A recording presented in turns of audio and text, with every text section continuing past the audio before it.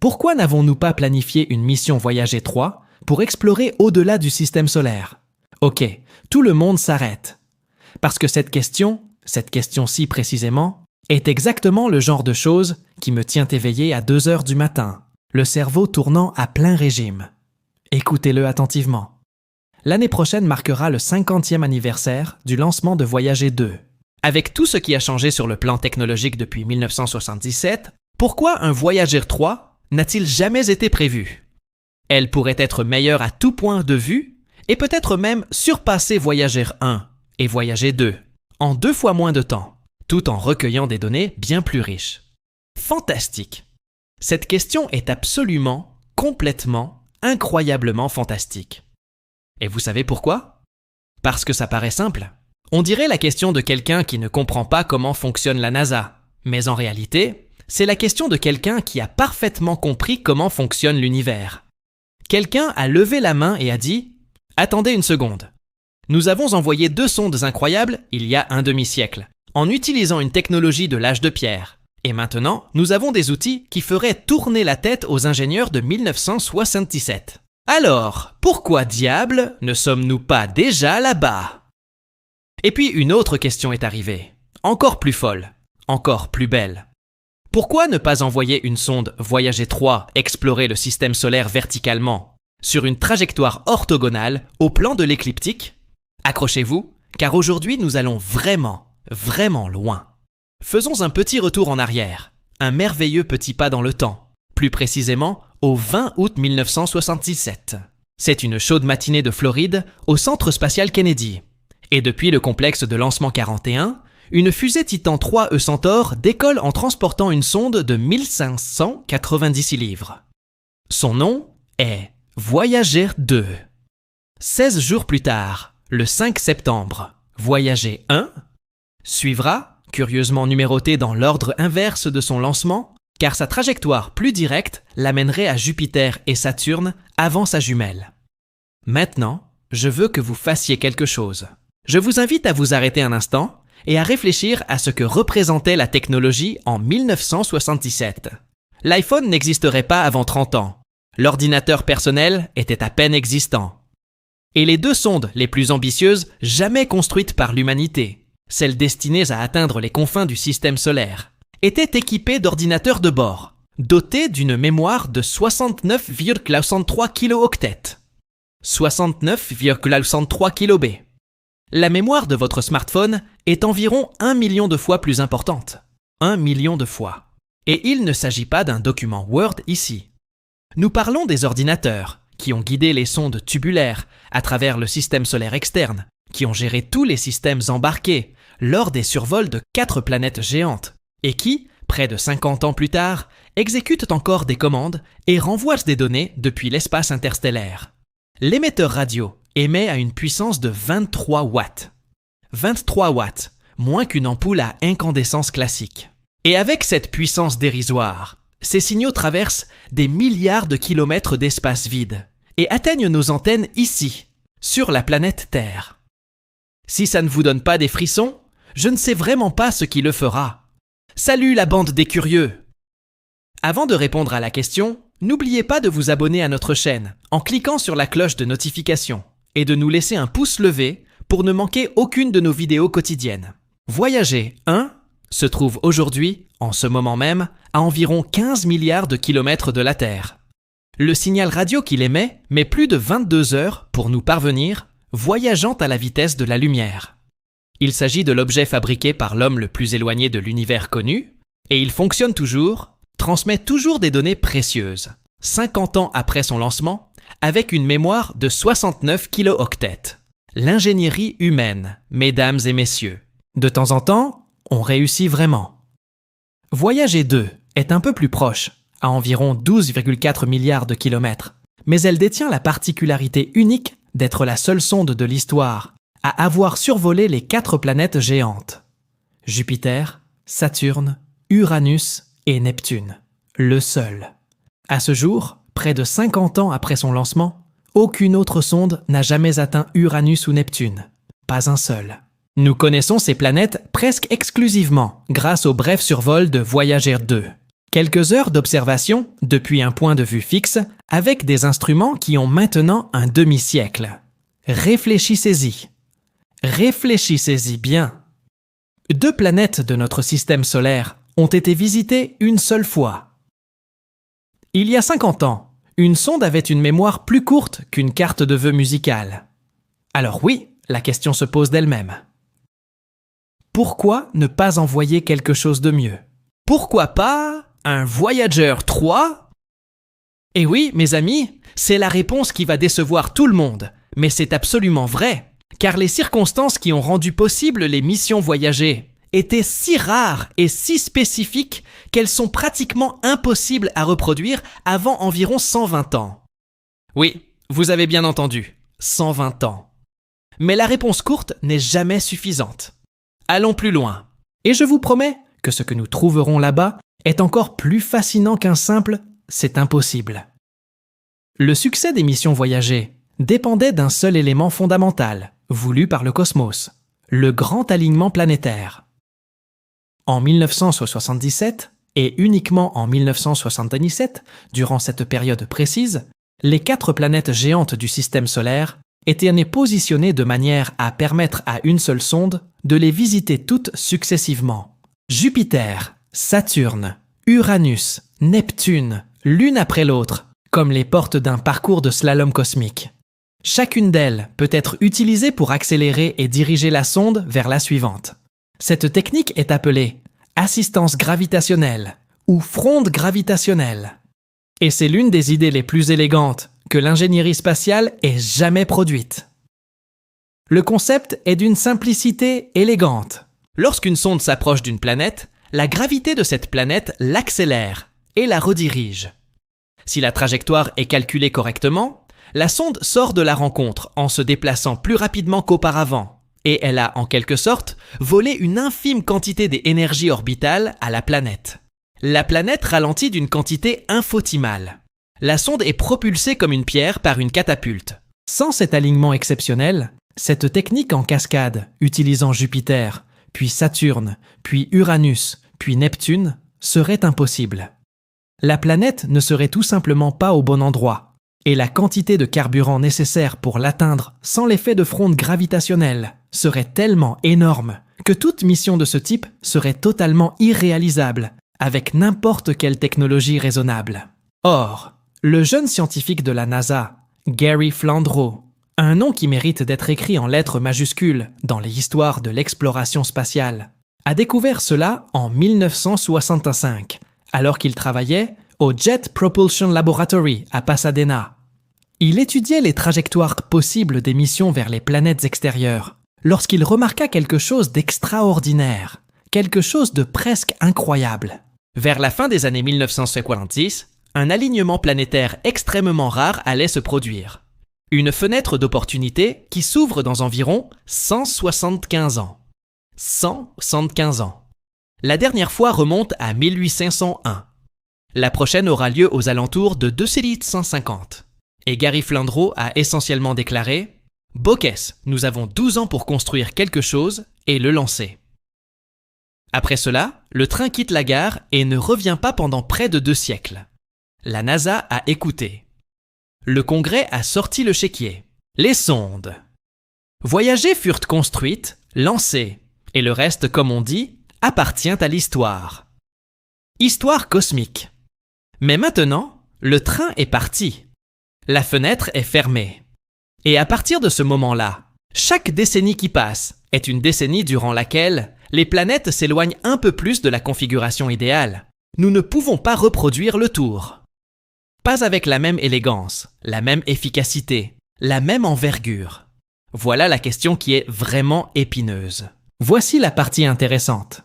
Voilà la partie qui mérite une réponse sérieuse, honnête et enthousiaste. Oui, absolument. Oui. La technologie a progressé de façon stupéfiante. Les systèmes de propulsion modernes sont beaucoup plus efficaces.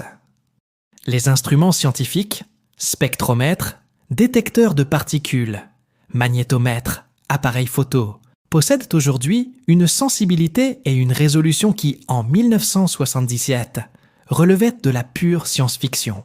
Les communications sont incomparablement meilleures. Même la capacité à traiter les données à bord, sans avoir à renvoyer toutes les données brutes sur Terre, a considérablement changé.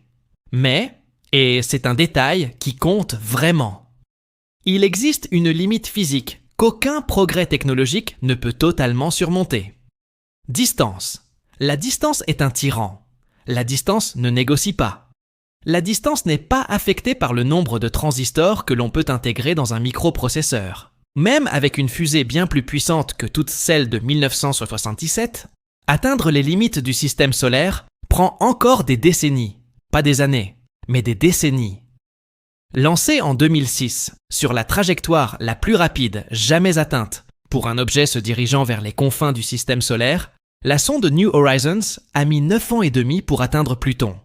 9 ans et demi. Et Pluton se situe près du bord intérieur de la ceinture de Kuiper, encore extrêmement loin de l'héliopause, cette frontière où le vent solaire percute le milieu interstellaire que Voyager 1 a traversé en 2012. Certes, grâce à l'assistance gravitationnelle de Jupiter, utilisée par New Horizons, on peut gagner beaucoup de vitesse, mais sans le grand alignement, on ne peut pas reproduire la même réaction en chaîne avec toutes les planètes en séquence. Vous pouvez utiliser Jupiter, peut-être Saturne, et ensuite vous vous retrouvez seul dans le vide, surfant sur la vitesse que vous avez accumulée. Mais voilà la partie qui fait littéralement battre mon cœur plus vite. Des plans sérieux, très sérieux, extraordinairement sérieux, sont en cours pour envoyer une sonde moderne aux confins du système solaire dans un délai raisonnable. La NASA et le laboratoire de physique appliquée Johns Hopkins ont passé des années à développer le concept d'une sonde interstellaire, un engin spatial conçu spécifiquement pour aller au-delà de l'héliopause et étudier le milieu interstellaire avec un regard neuf. Et les projets les plus ambitieux impliquent quelque chose de tellement audacieux qu'ils vous coupent le souffle, utilisant le Soleil lui-même comme une fronde gravitationnelle. L'idée est la suivante. Vous faites voler la sonde dangereusement près de notre étoile, à moins de 10 rayons solaires, soit environ 4,3 millions de kilomètres, un endroit où les températures atteignent des dizaines de milliers de degrés. Et vous exploitez cette gravité colossale pour l'éjecter du système solaire à des vitesses qui surpassent tout ce que les sondes Voyager ont jamais atteint. Il s'agit de la manœuvre d'Oberth solaire, du nom du physicien allemand Hermann Oberth, qui en a théorisé les fondements. S'ils y parvenaient, une sonde de ce type pourrait atteindre la distance actuelle de Voyager 1 en moins de 15 ans au lieu de 45. 15 ans avec des instruments modernes, dotés d'une résolution qui ferait pleurer de joie les chercheurs qui ont travaillé avec les sondes Voyager. Ce n'est pas de la science-fiction, ce n'est pas un rêve, c'est de l'ingénierie complexe. Et l'ingénierie de pointe, c'est précisément pour ça que l'humanité a été conçue. Parler d'une Voyager 3 qui marcherait sur les traces de son prédécesseur est déjà enthousiasmant. Mais la deuxième question posée ouvre une perspective tellement vertigineuse que chaque fois que j'y pense, je dois m'arrêter et reprendre mon souffle. Pourquoi ne pas envoyer une sonde explorer le système solaire verticalement selon une trajectoire orthogonale au plan de l'écliptique? Mes amis, cette question est géniale. Permettez-moi de vous expliquer pourquoi. Pour le comprendre, il faut saisir quelque chose de fondamental et de magnifique concernant la structure de notre système solaire. Imaginez le système solaire comme une crêpe cosmique incroyablement fine. Le Soleil se trouve au centre et toutes les planètes, Mercure, Vénus, la Terre, Mars, Jupiter, Saturne, Uranus et Neptune, orbitent autour de lui presque parfaitement sur le même plan. Ce plan est appelé l'écliptique et il est l'héritage direct du nuage de gaz et de poussière, à partir duquel le système solaire s'est formé il y a 4,6 milliards d'années. Lorsque cet énorme nuage a commencé à s'effondrer et à tourner, la majeure partie de sa matière s'est aplatie en un disque. Exactement. Lorsqu'on fait tourner une boule de pâte à pizza et qu'on la voit s'amincir et s'élargir, on constate que presque tout ce que nous savons du système solaire se situe à quelques degrés de ce plan. C'est comme si toute l'action du système solaire se déroulait sur une unique surface horizontale, tandis qu'au-dessus et en dessous, il n'y a presque rien. Presque. Et la question de notre lecteur est la suivante. Que se passerait-il si nous envoyions une sonde explorer ce qui est presque rien? Que trouverions-nous au-dessus et au-dessous du plan de l'écliptique, aux mêmes distances où les sondes voyagées ont révélé de telles merveilles inattendues? Accrochez-vous, la réponse est « Nous ne savons pas. Nous ne savons pas précisément. » Et cette ignorance, cette lacune dans notre compréhension de l'univers qui nous entoure, est la chose la plus passionnante que j'ai entendue de toute la semaine. Vient maintenant la partie techniquement compliquée. Mais ne vous inquiétez pas, c'est compliqué d'une manière fascinante. Envoyer une sonde verticalement par rapport à l'écliptique est technologiquement beaucoup plus difficile que d'en envoyer une le long du plan. La raison est d'une simplicité brutale. Tout notre arsenal de lance-pierres gravitationnelles, toutes les planètes que nous pouvons utiliser pour accélérer une sonde se situent sur le plan de l'écliptique. Lorsque nous utilisons Jupiter pour donner un coup de pouce à une sonde, ce coup de pouce se produit presque entièrement à l'intérieur du plan orbital de Jupiter. Pour dévier significativement une sonde hors de ce plan, il nous faut des quantités d'énergie propulsive supplémentaires bien plus importantes. Mais, et c'est crucial, ce n'est pas impossible. L'ESA et la NASA l'ont déjà fait à échelle réduite. La sonde Ulysses, lancée en 1990, fut la première mission spécifiquement conçue pour observer le Soleil depuis les latitudes polaires. Pour y parvenir, elle a utilisé un survol de Jupiter, non pas pour accélérer dans le plan de l'écliptique, mais pour être brusquement déviée vers les latitudes polaires en direction du pôle sud du système solaire. Ulysses s'est retrouvé sur une orbite très inclinée autour du Soleil, ce qui lui a permis de survoler les deux pôles. Les résultats sont extraordinaires. Ulysses nous a montré pour la première fois comment le vent solaire se comporte aux hautes latitudes, révélant qu'à proximité des pôles, il souffle selon un flux beaucoup plus uniforme et rapide que dans les régions équatoriales. Elle nous a révélé la structure tridimensionnelle de la couronne solaire. Cela nous a permis de mesurer la poussière interstellaire pénétrant dans le système solaire depuis l'extérieur. Elle a révélé des aspects du champ magnétique solaire que nous n'aurions jamais pu observer depuis une perspective équatoriale. Mais Ulysses est resté en orbite autour du Soleil. Il ne s'est jamais dirigé vers l'extérieur du système solaire. Elle n'a jamais exploré cette vaste région de l'espace située au-dessus et au-dessous de l'écliptique, qui s'étend jusqu'à la ceinture de Kuiper et au-delà. Et c'est précisément dans cet espace inexploré que notre lecteur souhaite envoyer une sonde. Là où je souhaite envoyer une sonde, là où nous devrions tous souhaiter envoyer une sonde, nous entrons maintenant dans ce merveilleux territoire, qui se situe à la frontière même entre la science que nous connaissons et la science que nous sommes sur le point de découvrir. Le territoire des spéculations fondées, où vivent et respirent les grands scientifiques, où naissent les grandes découvertes. L'héliopause, cette frontière où le vent solaire s'arrête et où commence l'espace interstellaire, n'est pas une sphère parfaite. Les missions voyagées nous ont fourni des données sur seulement 2 points de la structure. Là où Voyager 1 l'a traversée dans le secteur faisant face à la direction du mouvement du Soleil à travers la galaxie, et là où Voyager 2 l'a traversée dans une direction légèrement différente. 2 points, 2 sur une structure qui entoure tout le système solaire dans toutes les directions. C'est comme essayer de comprendre la forme d'un ballon de basket en le touchant seulement à 2 endroits. Vous auriez une idée générale, mais vous manqueriez énormément de détails essentiels.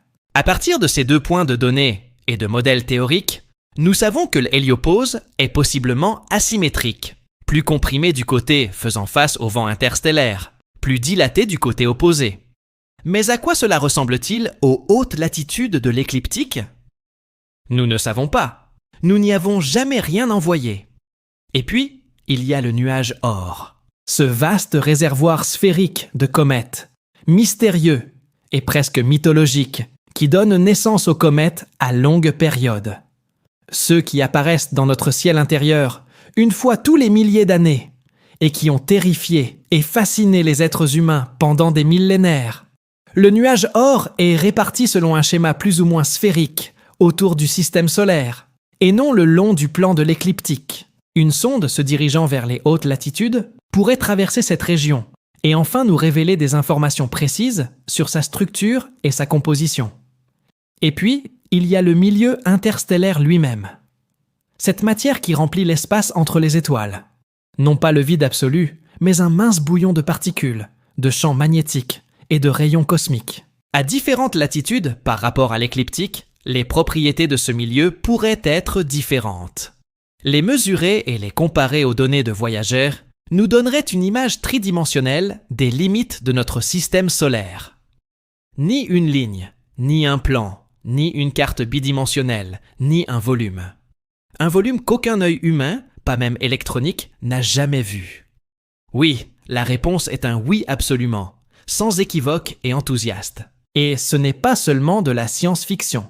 Il s'agit de physique et d'ingénierie sérieuse, menées par des personnes sérieuses, dans des laboratoires sérieux avec des financements importants. Dans le cadre des études menées pour la mission de sonde interstellaire, les chercheurs ont envisagé plusieurs trajectoires possibles, dont certaines qui divergent considérablement du plan de l'écliptique. L'objectif est de construire la première image tridimensionnelle de l'héliosphère, cette bulle magnétique créée par le vent solaire qui protège le système solaire du milieu interstellaire et rend la vie possible sur cette planète. Et puis, il y a le concept de sonde polaire solaire pour le système solaire externe, une idée qui circule parmi les planétologues, avec un enthousiasme croissant. Le plan consiste à combiner un survol rapproché du Soleil avec une trajectoire qui file ensuite à toute allure vers les hautes latitudes, hors du plan de l'écliptique.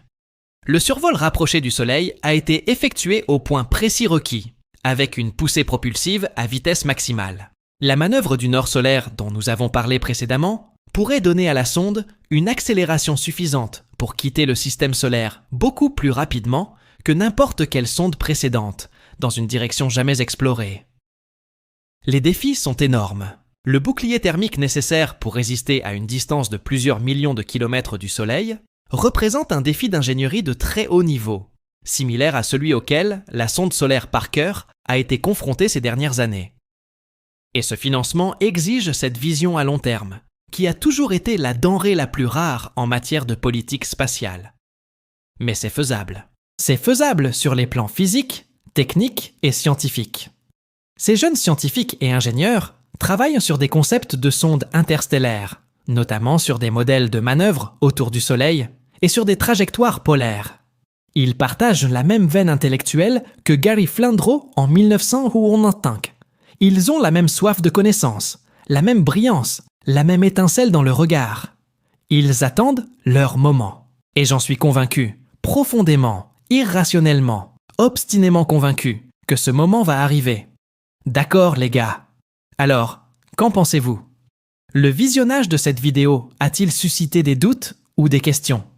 Si c'est le cas, il serait étrange que ce ne soit pas le cas.